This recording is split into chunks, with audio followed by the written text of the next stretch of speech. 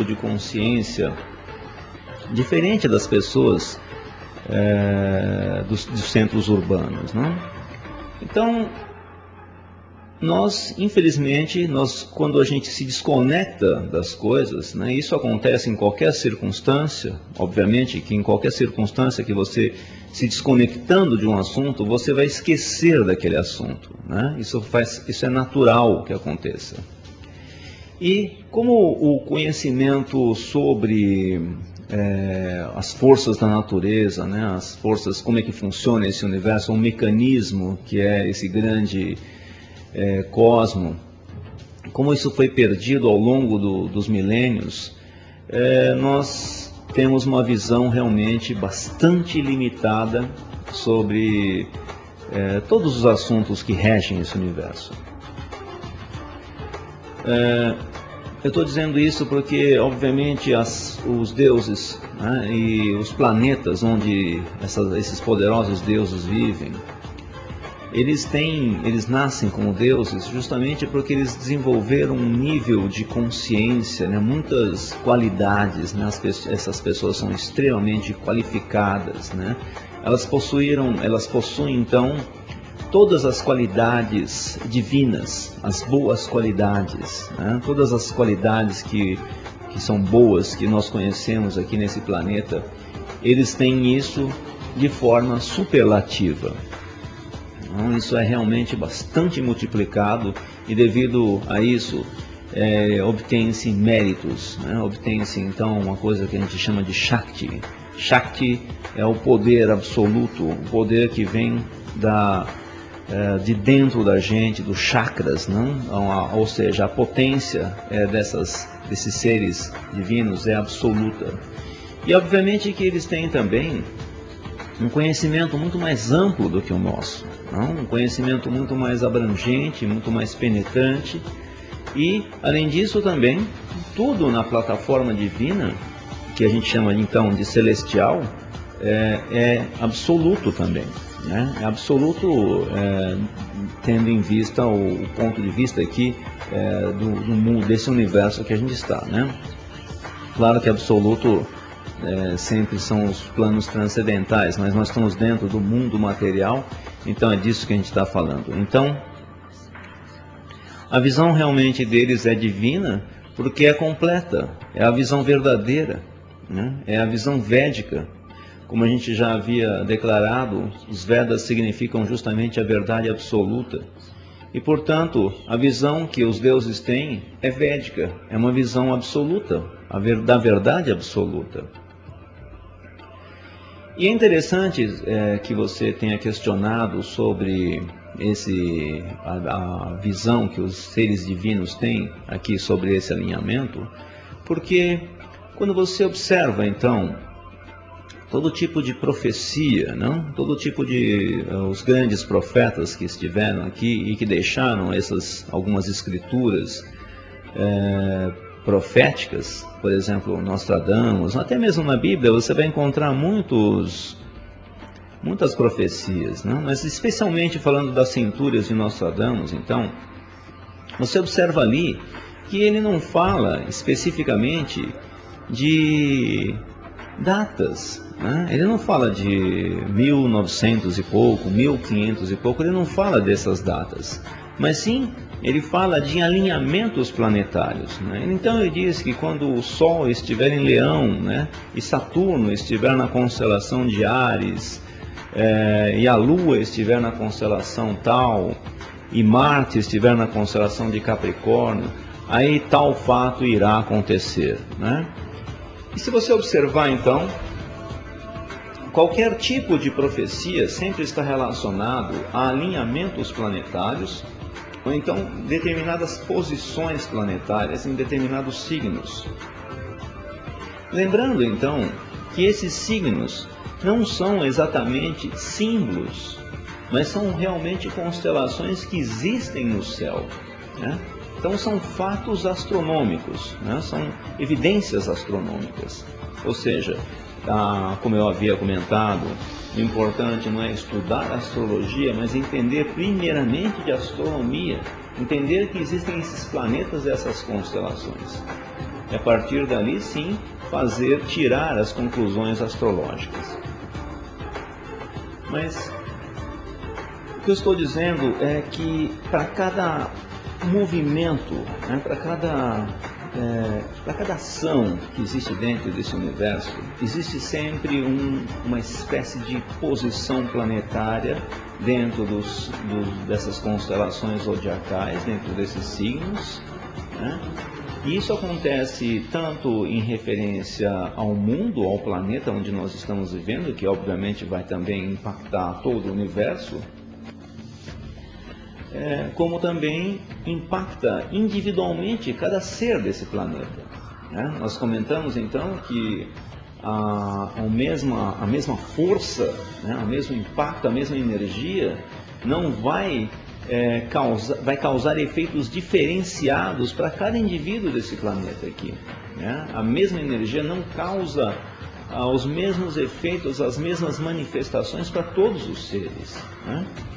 Nos últimos tempos eu tenho escutado muito sobre gatilhos galácticos, alinhamentos planetários, todo tipo de terminologia relacionado à astrologia tem sido utilizado, mas o fato é que as coisas elas nunca param de acontecer, né? Porque o universo está em constante movimento, simplesmente por isso. Então não existe como digamos, um movimento planetário ser mais, digamos, auspicioso ou especial do que o outro, não? O movimento está sempre, o universo está em constante movimento, né?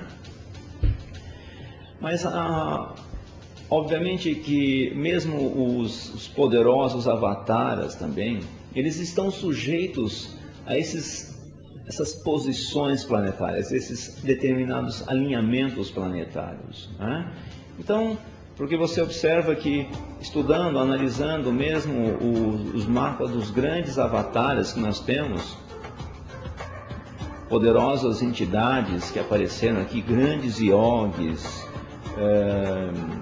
mesmo mensageiros de Deus, né? Eles sempre deixam, então eles sempre têm um horário de nascimento, né? Então dessa forma é possível prever também como irá ser a vida desses personagens, né?